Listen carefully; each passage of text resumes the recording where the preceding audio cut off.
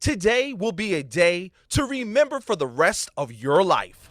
The Pro Football Hall of Fame is excited to present the Heart of a Hall of Famer program connected by Extreme Networks. With over 100 Hall of Famers participating, we have reached 47 states and countries all over the world, sharing the message that football is more than a game and can teach Americans important life values like commitment, integrity, courage, respect, and honesty. But you have to make right decisions even when nobody's watching you. Well, respect is not just given out. It's not handed out like a brochure. It's earned. Today, you are presented with an opportunity to meet and learn from one of the greatest football players of all time. But more important than that, the chance to see that their Hall of Fame life wasn't given to them. They didn't roll out the bed great. They put the work in, on the field, in the weight room, in the classroom, in their communities. They made themselves a Hall of Famer on and off the field. Your feet can't take you where your mind's never been. Because you can make it, but it's just gonna take a little hard work and some effort and the drive and determination. And today, you will learn you can do the same thing they did. You don't have to have a gold jacket or a bronze bust to make a difference in the lives of others.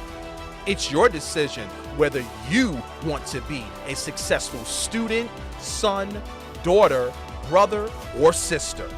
If attitudes are contagious, is your attitude worth catching? It's integrity as well, because when you decide to pursue something and you don't quit, that says a lot about you.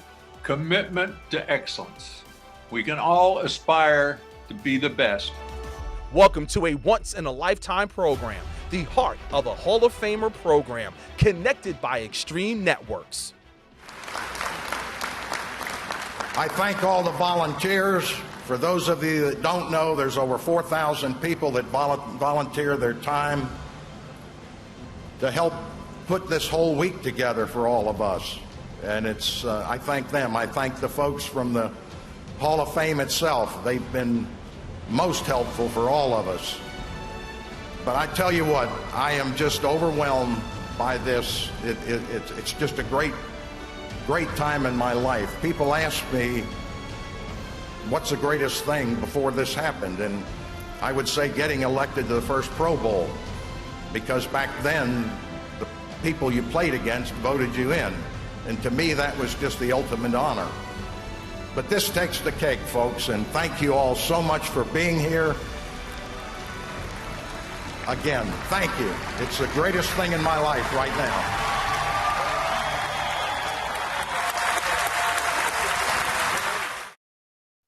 And with that, I'd like to welcome everybody back to another installment of the Pro Football Hall of Fame's Heart of a Hall of Famer series, connected by Extreme Networks. Today, featuring the great Hall of Famer, Mr. Chris Hanburger. And we'll get to him here in a second. But as always, my name is Jake Gray. I'm the Youth and Education Manager here at the Pro Football Hall of Fame, where it's our mission to honor the heroes of the game, to preserve its history, to promote its values, and to celebrate excellence together. And those values we promote are those of commitment, integrity, courage, respect, and honesty. Values that not only made Mr. Hanburger a Hall of Famer on the football field, but it made him a Hall of Famer off the field as well. A Hall of Fame dad, brother, son, member of his community. And truly, for all of our students tuned in today, it can make you a Hall of Fame student if you apply those values, those awesome life lessons the game of football teaches, to your everyday life.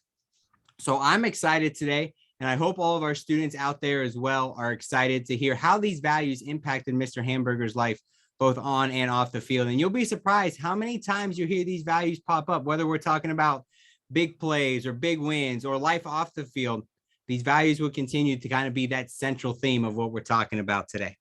Before we do get started and introduce our special guest today, I do have a few thank yous I'd like to pass out. First and foremost, our great partners at Extreme Networks. Thank you for everything you do for us here at the Pro Football Hall of Fame, and truly everything you do for schools all over the country. Without Extreme Networks here today, without their support, this program couldn't happen. So thank you, Extreme Networks, for all you do for us here at the Pro Football Hall of Fame, and truly everything you do for schools and students all over the country. Secondly, I'd like to thank our teachers, administrators, educators, anybody that shared this program out with their students today, allowed their students to connect in. Thank you so much for allowing us to just be a small part of your students' learning experience this year. And then lastly, students, gotta thank you. You know, without the students today, without their participation, this program wouldn't take place. We always joke, you know, I have a lot of questions I can ask today, but nobody wants to hear me ask questions the entire time. We want to hear from our students and hear all the great questions that you have for Mr. Hanburger today. So how things will run today, we've got some schools who are tuned in virtually. We've got some awesome students there in front of Mr. Hanburger down there in Florence, South Carolina. And we've got our Facebook Live audience as well. So if you have a question on Facebook, put your school, your name, and then go ahead and put that in the comment section, and we'll do our best to get those in as part of the program. If you're a virtual class tuning in today, we're going to be going to you guys throughout the program. So go ahead, when I prompt you, go ahead and unmute your microphone, ask your question for Mr. Hanburger, and then we'll continue on down the line. And for all of our students there at South Florence High School, our great host today, we want to say thank you to them as well. When I throw things to Mr. Hanburger, he's going to call on a student. Go ahead and stand up, ask your question. Mr. Hanburger, if you just repeat that question so all of our wonderful students who are tuned in virtually can hear that. That's all we'll do. And obviously, like I said, I got a bunch of awesome questions I love to ask as well. So without further ado, enough of me chit-chatting here. To start things off, I'd like to introduce and welcome our special guest today, Hall of Famer, Mr. Chris Hanburger. Chris, Mr. Hanburger, welcome to the Heart of a Hall of Famer program. Well, thank you. Thank you very much. I guess you guys never thought that you'd be in a meeting with an 80-year-old man with gray hair, a son who's just about ready to turn 50, and two daughters that are in their 50s, and a guy that's got 7 grandchildren at this point. You know, as we get older, I turned 80 years old in August. And I'll tell you what, everything started to change. I developed arthritis, which was painful. I think I got that under control. But everything shrunk, and I mean everything. It's not like it was when I was younger. So it's just one of those things. But I was born just up the road, Fort Bragg, North Carolina, Army brat. My dad served in the Army. He was Army engineers and Army aviation. I went in the Army right out of high school. 10 days after I graduated, and I hate to admit this, but in order to graduate, they let me take a Spanish exam over because I flunked the first one. And I don't even know if I passed the second one. I think they were just glad to get rid of me. But I had no idea what I wanted to do. But I thought, you know what? I'm going to get in the Army, which I did. I don't think my parents. I don't know what happened there. You're good. Anyway. No, you're good. Keep going. Keep going. All right. But anyway, I went through basic training. Fort Jackson, South Carolina. You all know where that is. Went through advanced infantry training there. I found out about the prep school for West Point that the Army ran at Fort Belvoir, Virginia. And I was stationed there with my father 2 times. And so I got accepted to the prep school while I was in the Army. And I didn't score high enough on the college boards to get into the academy. So now I'm stuck with finishing my enlistment. And the other reason I did go in the service is because back then you had the draft, which you don't have now. And every male was subject to being drafted. So I thought I'd do that, get it out of the way, or stay in.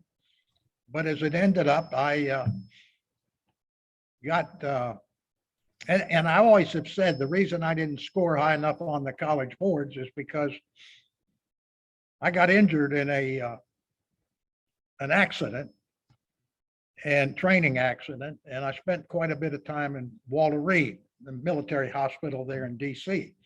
And it was I think they called it a tripod fracture of the zygomatic arch on the right side of my face. I have no feeling over there. Dentists, I don't think like me because I don't need shots to work over there. So they can't charge me for a painkiller. But I fell way behind in my academics at the prep school, didn't get in. My parents at that point were up in Alaska. And I called my father and I told him that I didn't make it. And he said, well, what do you want me to do? And I said, I don't want you to do anything. I just thought I'd let you know. I'll talk to you and Mom sometime in the future, and hung up. But from there, I went to 3rd Infantry Division at Fort Myer, Virginia. I didn't do anything for about 2 weeks except get up, work out, eat meals, go to the movies. First sergeant called me in one day and he said, what are you going to do? And I said, I have no idea. I'm thinking about getting out and trying to go to college. And he said, well, I got something that you might want to do before you get out. And I said, what's that? Well, they put me on a protection squad to guard high-ranking military and civilian people. And that's back during the Cold War. And so I did that. I got out. I applied to University of North Carolina, which I will say is the only institute of higher learning in the United States, bar none. That's a joke. But anyway, I got there and I went out for football. I never played organized football until I was in the 11th grade in Hampton High School in Hampton, Virginia. So anyway, I played there and that all went pretty good. I got a scholarship, which helped a lot because I didn't have one when I got there. And I got that scholarship. I was very grateful for that. I never went to my high school graduation. I didn't go to my college graduation. I was just glad to get the heck out of both places. But anyway, I had gone, I think, away from college that a weekend of the NFL draft. I didn't follow football, pro football. I didn't even watch it. I didn't even know who the people were that were playing. But anyway, I came back from that weekend and some of the guys told me that I'd been drafted by the Redskins. Now they're not called the Redskins anymore. They're called the Commanders. And the owner once made the comment that he would never change the name, but politics and money will make you change your mind in a hurry, I guess. So anyway, to make a long story short, I played 14 years with the Redskins and we went to Super Bowl one year, got beat by Miami 14-7. That's the year that they had a perfect schedule. I was fortunate enough, I think, to play in 9 Pro Bowls and a few other things happened, but it's kind of like what I said at the Hall of Fame when I had to make a speech. And I got calls from people at the Hall of Fame wanting to know what I was going to say. And I told them, I don't know. I'm just going to get up there and talk for a few minutes and that'll be it. And probably 2 or 3 times they got in touch with me and they wanted to know what I was going to say. I had no idea. And so I never told them anything because I didn't have anything to tell them. But it's like I said there, I played with a lot of great NFL players and I played against a lot of great ones. And most of those guys never are going to get a chance to be in the Hall of Fame. I don't know how much politicking stuff goes on for that, but it's a great honor. And of course, I never expected it. It's the last thing I ever thought about, but it just happened and it's been wonderful. It really has. We get to wear these nice gold jackets. They have a little thing they put inside here that gives your name and the class year you got in, 2011. And I got in as an antique, really, because I'd been out of football for over 30 years. They didn't have any idea who to put in at that point, so I guess they just flipped coins. But anyway, I got stuck with number 263. And it's kind of funny and it's sad. I'm 80.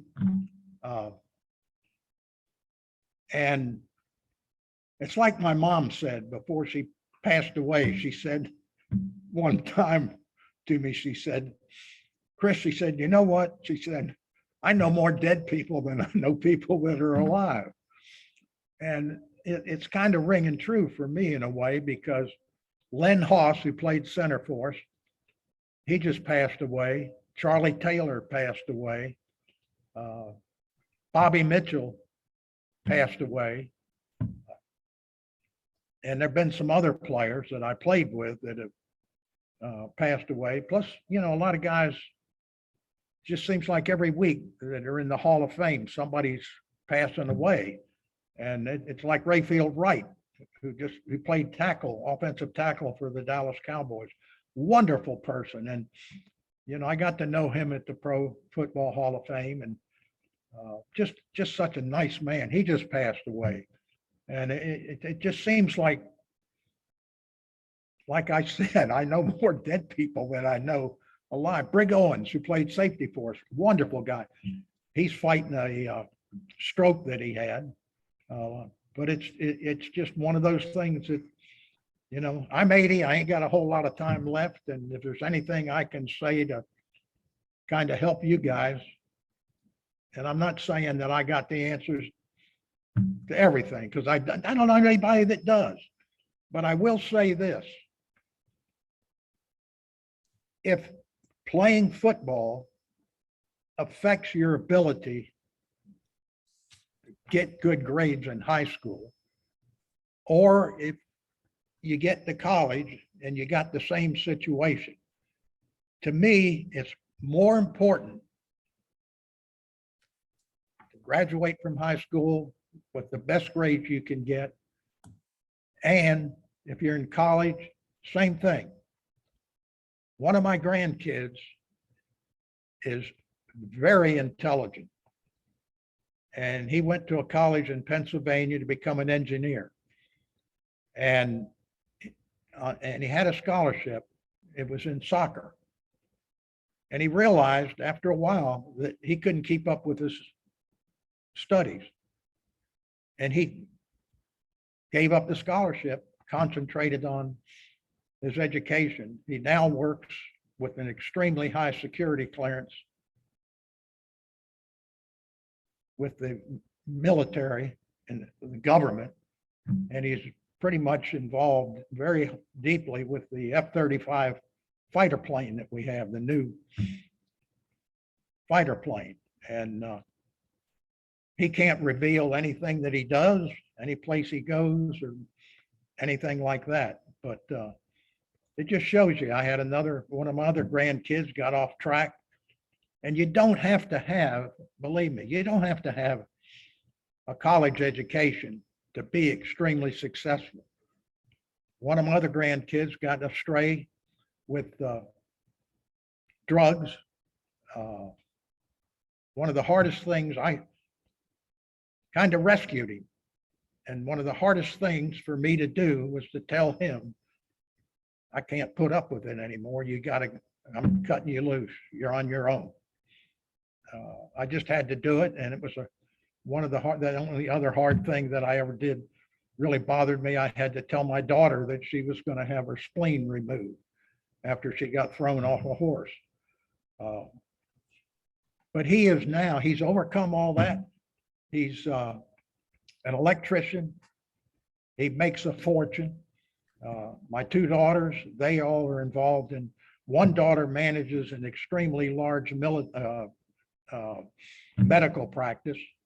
My other daughter does government work with a company, primarily with computers, Iron Bow.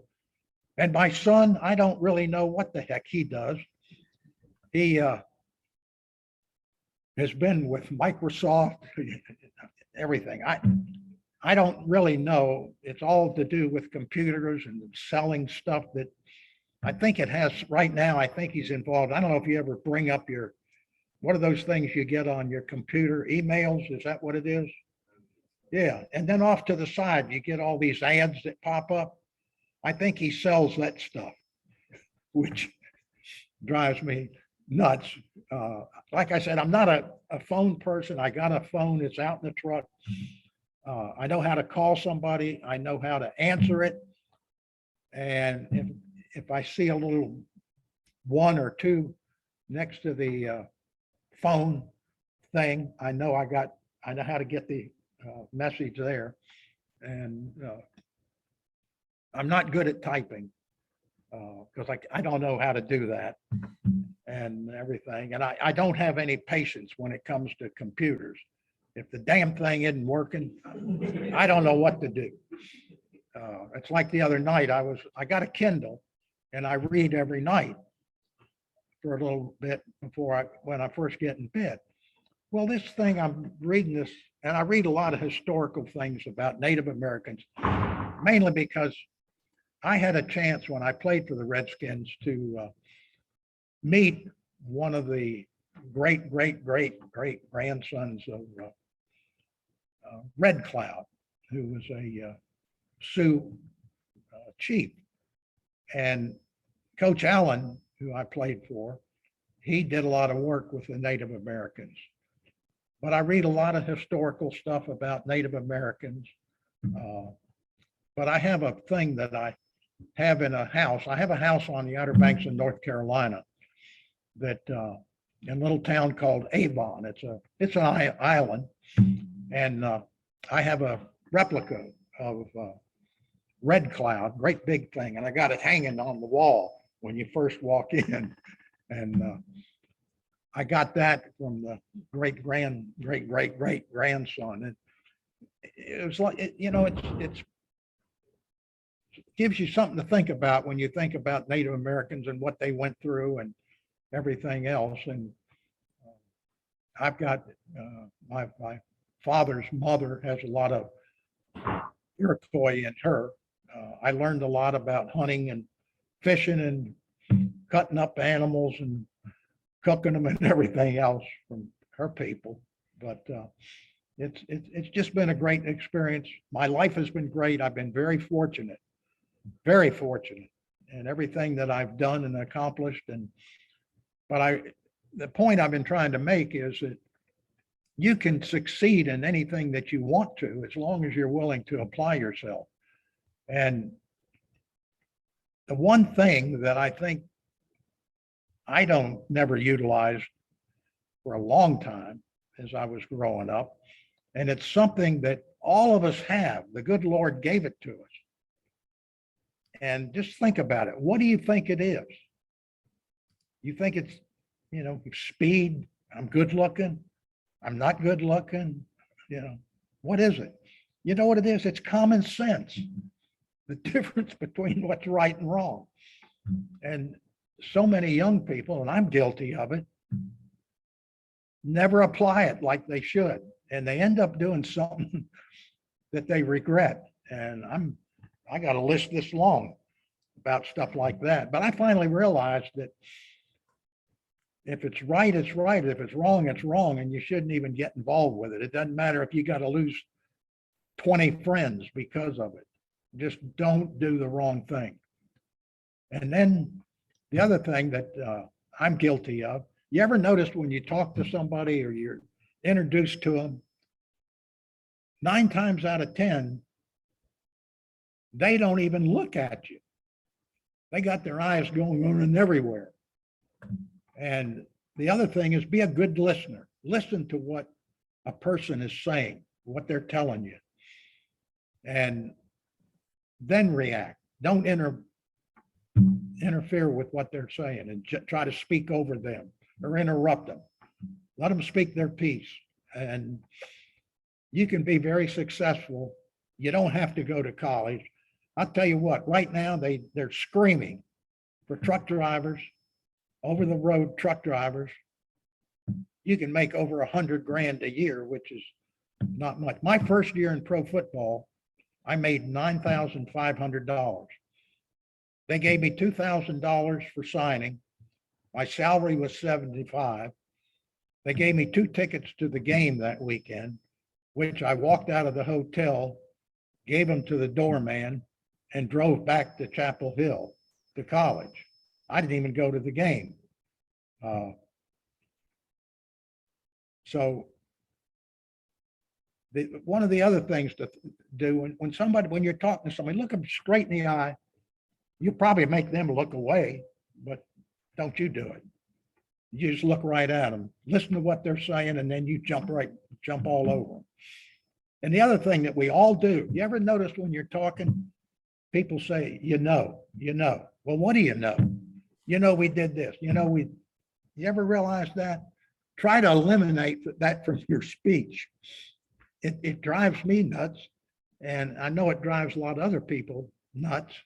And just try to think about it and not utilize it. Because I know people that I'm very close to.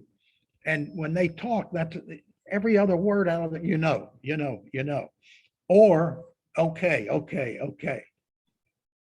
So just give those things a little bit of a thought and just do what's right in life. And I'm not telling you got to go to church. I'm not telling you got to pray. I'm not telling you got to bless every meal. That's up to you. Religion is whatever you want it to be. But I think it's important to have some form of religion in your life. I really do. And don't push it on people. And the other thing that's very important is judge people by what's inside of them. Don't judge people by what they look like, how they dress or act or anything. It's what they portray from inside. That's what's important to me. And granted, I didn't get along or care for a lot of people I played with. But when it got on the field, I put that to the back, never let it interfere with me. I'm not going to socialize with them because I can't stand to be around them. So I just put it out to the side. But when we were on the field, I'm 100% behind them. And the other thing out there, when you're playing football, and I'm sure your coaches have told you this, be happy for the other guy's success. That is very important in my mind. And understand and know everything that you're supposed to know about the game plan, about whether it's offense or defense. And, don't break the huddle and say, oh my God, what do I do? Make sure you know. And that was one thing that we had a bunch of old guys with Coach Allen. And what was so nice, every one of the old guys on defense knew what everybody else did. A defensive tackle knew what the corner was doing on the defense, and they had to know a lot. I called defensive signals we didn't have, a receiver in the helmet and getting, all right, we're going to go with Jet 42. I called the defense. I could change it to anything. And once a game got going, we had a game plan. We had defenses we were going to use, but if things started going along and I needed to use defenses that we hadn't really practiced, I could call them and the guys knew what to do. So learn as much as you can about everything. And concentrate. That's what it's all about. Don't jump off sides. You're going to make mistakes, miss tackles, and somebody's going to smash you to the ground. That happens, but just don't make mental mistakes out there. And the only way you can avoid those is thinking all the time. But that's about it for me. I'm easygoing, simple. I lead a very protected life. Very few people know where I am, where I live, or anything else. But I've done a lot of things. I was in the automobile business, had a Ford dealership for years. I worked for some Ford dealers.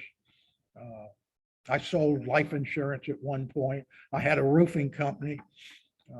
Did a lot of things. And of course, I retired when I think I retired when I was 60, and have been very fortunate that I could do it. And I kind of a creature of habit. I eat basically the same type of breakfast every morning.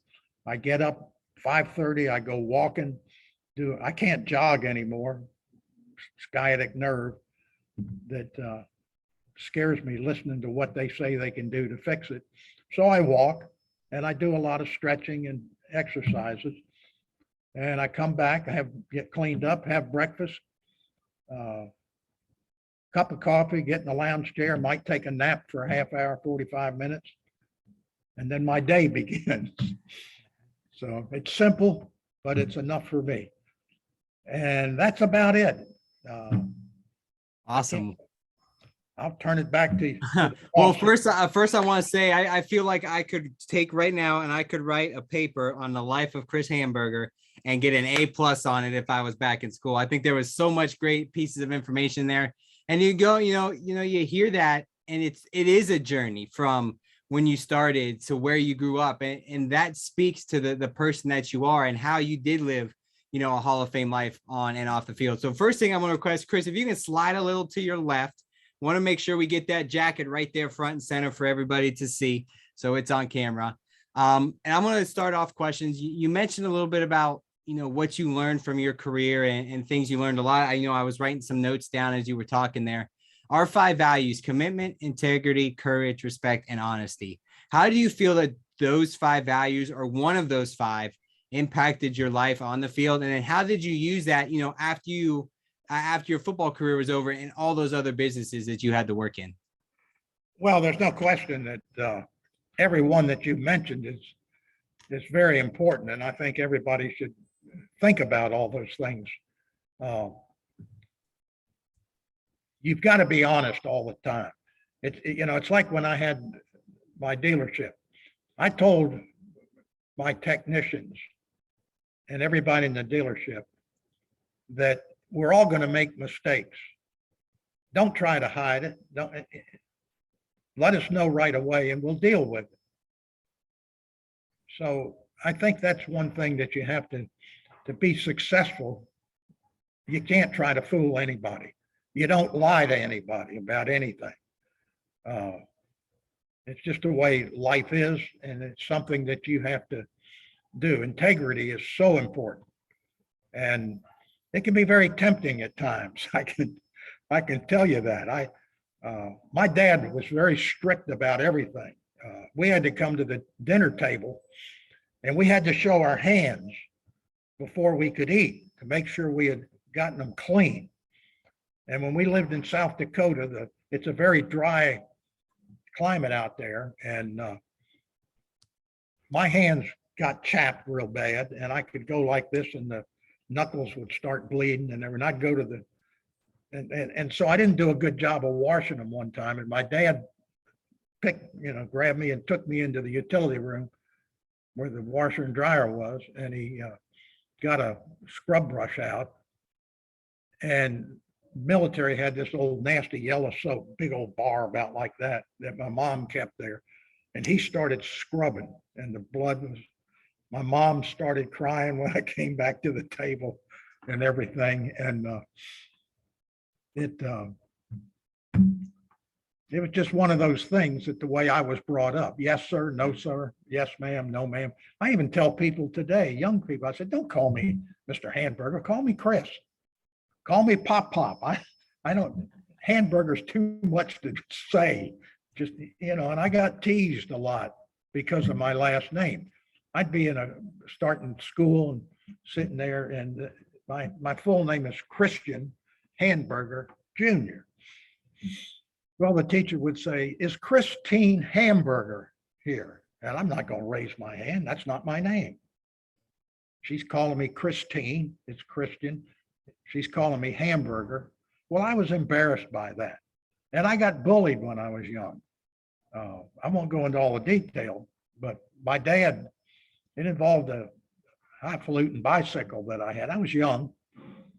And the guy that was a bully, and there's one thing about a bully, he's a coward.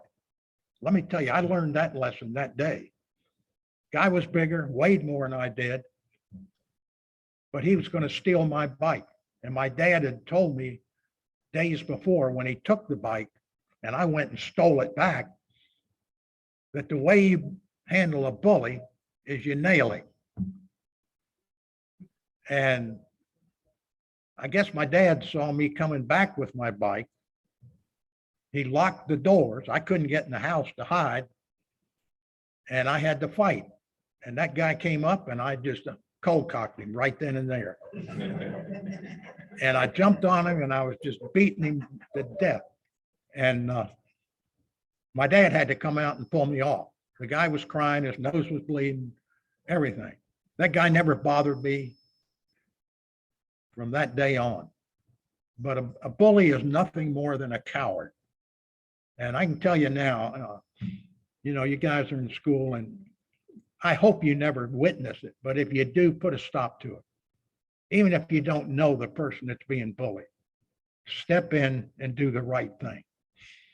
Awesome. I think it's a great message that can be applied to so many different levels. You talked about your experiences growing up, and I'm sure students are going through that as well. There's always people out there that can help you get through those situations for sure. I want to make sure we get some questions from our students here. So I want to throw it out to Mr. Murphy's class there at Cleveland Central Catholic here in Northeast Ohio. So Mr. Murphy, go ahead and unmute your microphone there. Have your students step up and go ahead and ask their question here for Mr. Hanburger. Or excuse me, for Chris. Right. Hey, Chris, how you doing? TC Murphy from Cleveland, Ohio. Can you hear me, Jacob? Yep, we got you. Chris, I wanted to know, you played for two Hall of Fame coaches in Vince Lombardi and George Allen. Can you tell all of us a little bit what that was like and what the differences were between the two? Well, Coach Lombardi, we were all scared when they announced it, when the owner of the Redskins, see, I don't call them the Commanders. I still call them the Redskins. But I'll tell you a little story before I answer your part of the question. After the name was announced, I get this big box. I see it on my front porch. Well, I didn't order anything. And I asked my wife, I said, did you order something? And she says, no, this thing's like this big and like so. So I go out and it's heavy. It weighs a ton. So I drag it in the front of the house. I get a knife and I start cutting this thing open, get the cardboard off. It's got press board, and I don't know if you all know, but press board is very heavy for what it is. And I got to figure out how to get into it. I finally figured, well, you can lift the lid up. So I lift the lid up and there's this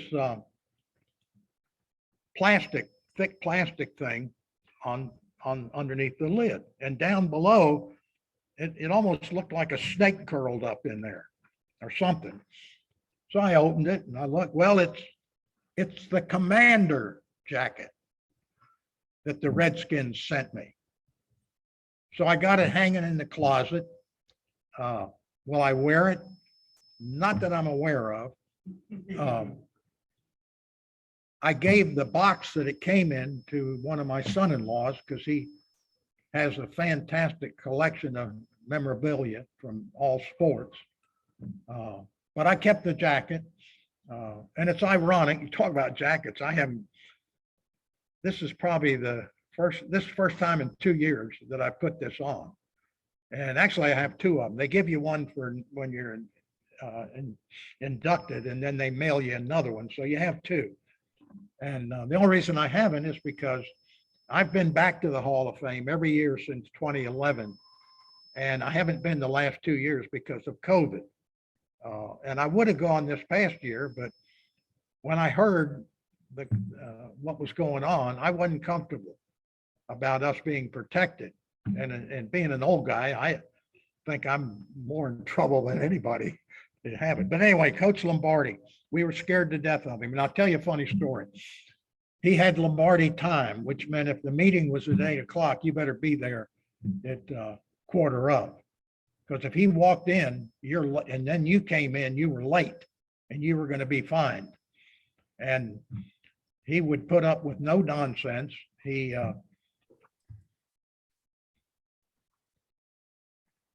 One day in practice or in the meeting, he told us that he wanted us to go around one of the fields They were like in Carlisle, Pennsylvania, where we practiced training camp.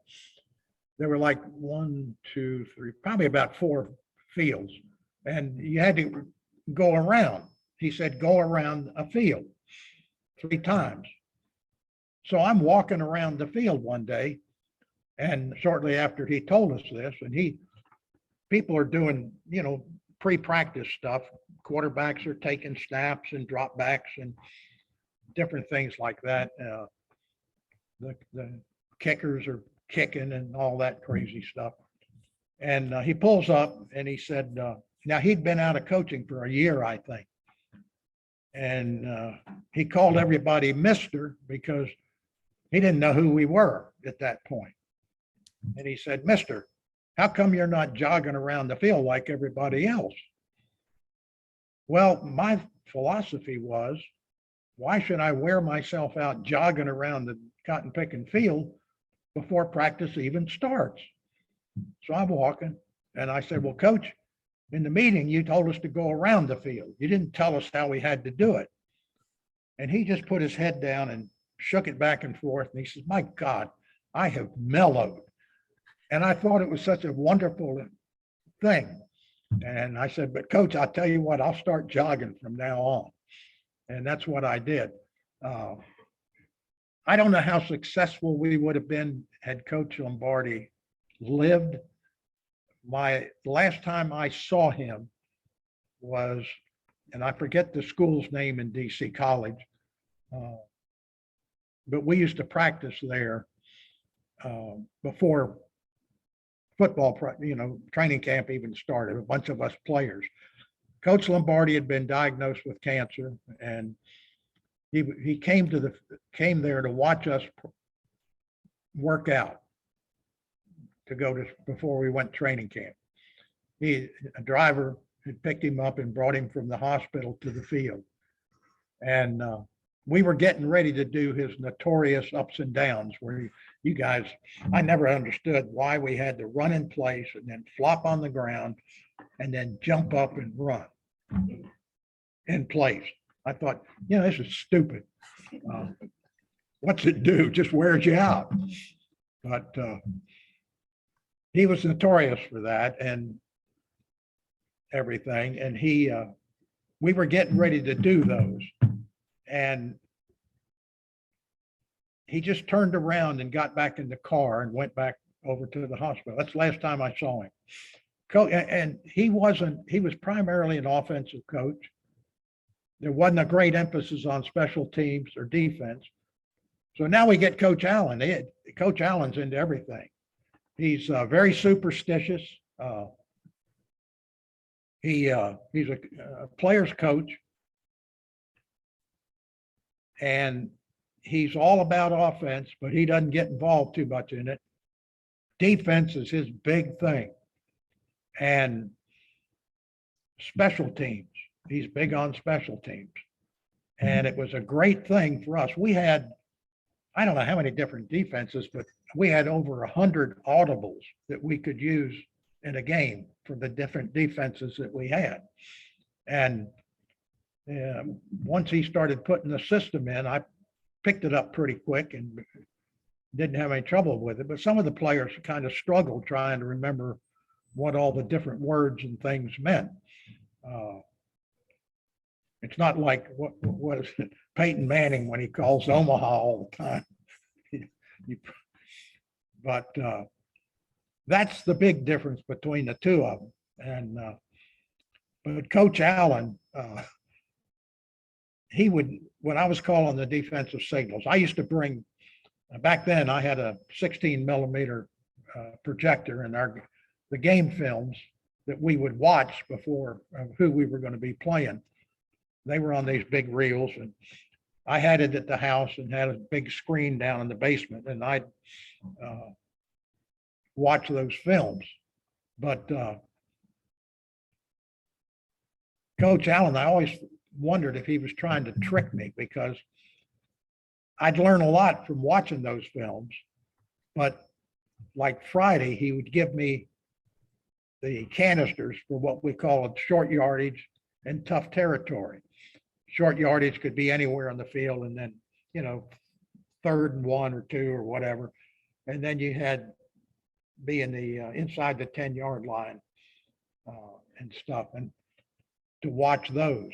And when I would go to practice on Saturday, I would now have to watch those films again.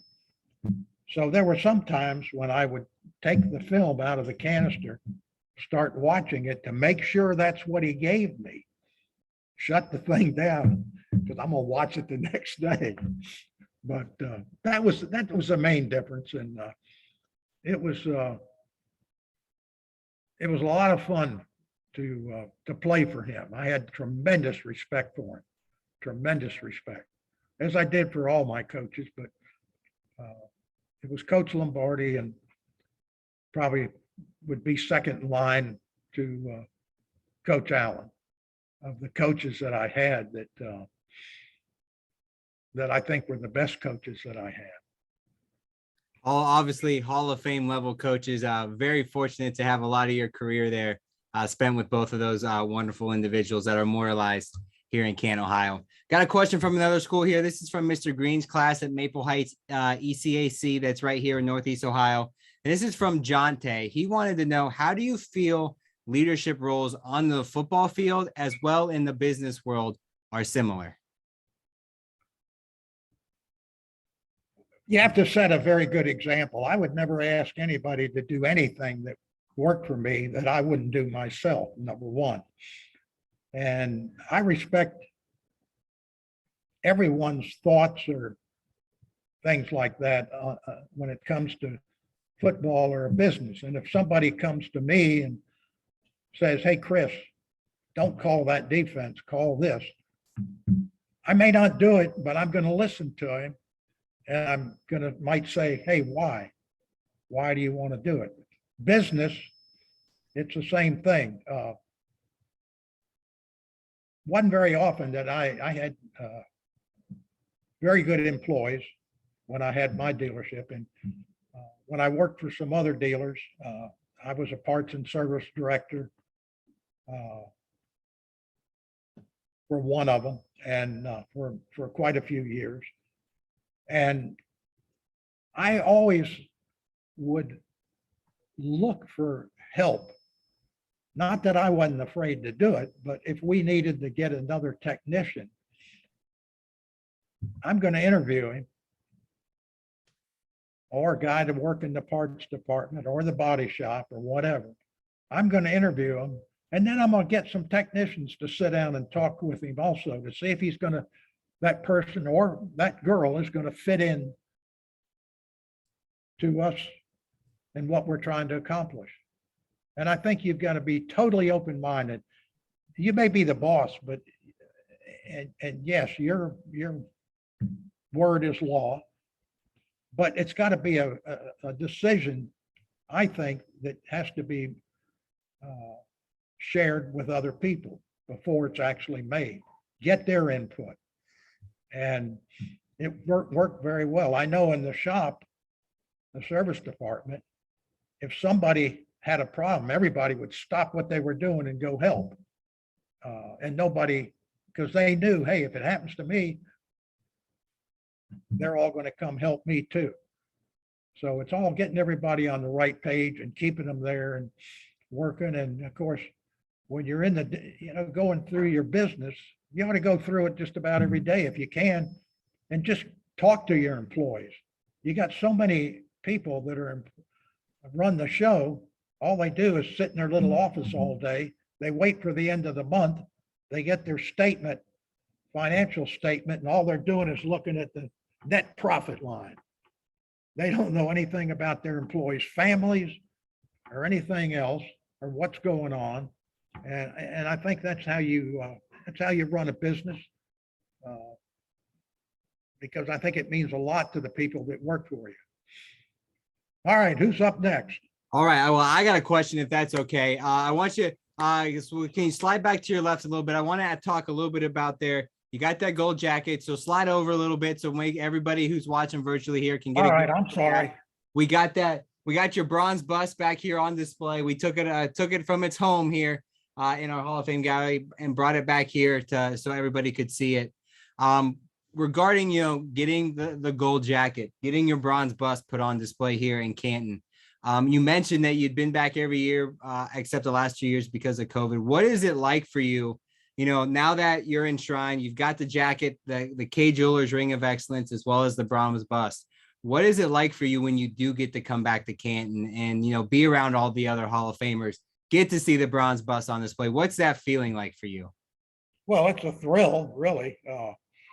I have to admit, because of my age, and I don't do a lot of things when I go back now, because it's hard for me to ride in the parade and wave for, going down the street because of my shoulders, trying to get my hand up and wave. It's more like that. And I think I look a little fruity if I'm going like that. So I don't ride in the parade. I do what's primarily mandatory there. But it's to me, it's a great honor just to be around the guys. There's still a bunch of them hanging out that I played with and against, and we enjoy it. I know my wife probably enjoys it more than I do, because she hangs out with the wives, and that's a big thrill for her. And they'll sit. They don't go to the. And I hate to admit this, which I'm going to do. I don't go to the enshrinement ceremony anymore. I do go and get introduced. I walk out on the stage. I go back behind the curtain, and then I find somebody from the Hall of Fame to take me back to the hotel. Because they're now going to do the enshrinement, I think, at noontime instead of late in the day, because it's so hot up there late in the day in August, up on that stage. But you go back to the hotel, and the wives, there's about 8 or 9 of them. They'll all be in the motel or hotel at the restaurant. They're all sitting at a big table. They've all got their little iPads out. They got their watches set.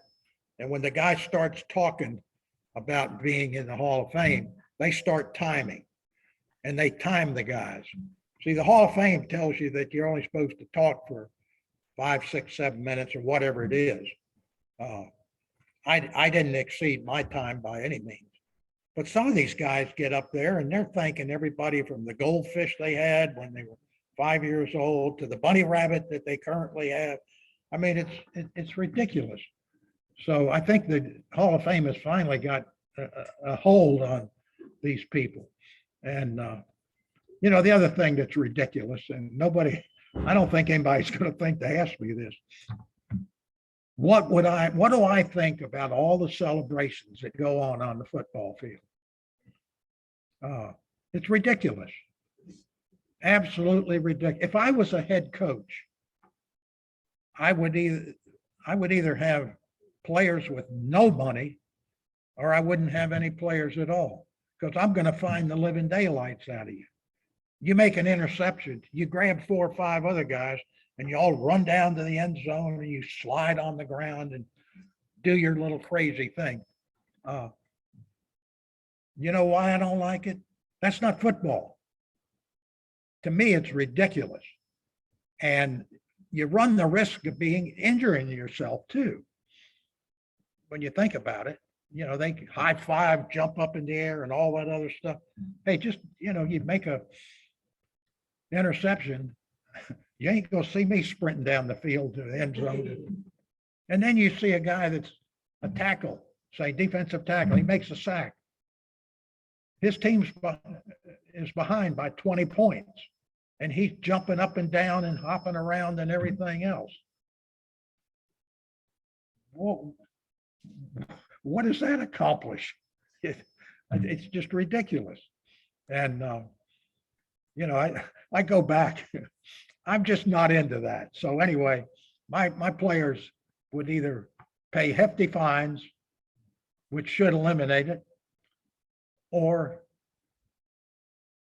I'm going to get rid of them. It's that simple. All right, Chris, I got one more question for you, and then we'll wrap up the program here today. Before we do, again, thank you so much for being a part of this. I know I enjoyed it. I know some of our schools here on the East Coast are wrapping up their school days, so they had to bounce out of here early. But thank you so much for being a part of the program today. Last thing I want to talk about today, and you talked a little bit about earlier in the program, excuse me, about being the guy on defense calling the plays. You mentioned, you know, how the guys have the radio in the helmet today, getting the play from the sidelines, you actually having to call the plays. You were considered by a lot of historians as kind of that first quote unquote quarterback of the defense, you know, the guy calling the plays and running the huddle and getting everybody where they need to be. Was that something that came naturally to you, or did you learn that leadership and that ability throughout your football career? Well, I don't know. I've always strived to be the leader of anything that I did. And I've always evaluated what I did. If it was a success, afterwards I'd evaluate why it was. Same thing if it was a loss. Why did things go wrong? But no, Jack Pardee came to the Redskins.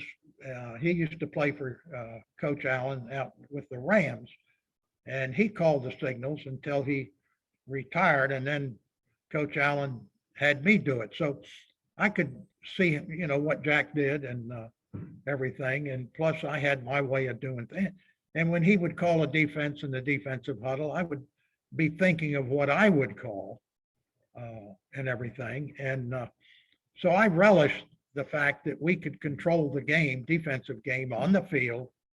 And it just, to me, it just came naturally at that point.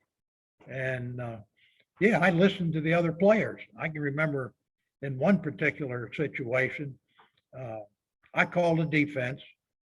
Kenny Houston, who played safety for us at that point, and the Cowboys were down near our goal line, and if they scored, I think they would have taken the lead. But I called a defense, and Kenny said, call such and such, which I switched it. And it's how he knew to do that, but it was the right call. I had made the wrong call, but I switched the defense, and we played the perfect defense for what they ran. And so I'm change. I'm going to listen to anybody, whether we're out there on the field or off the field, and what they think will work.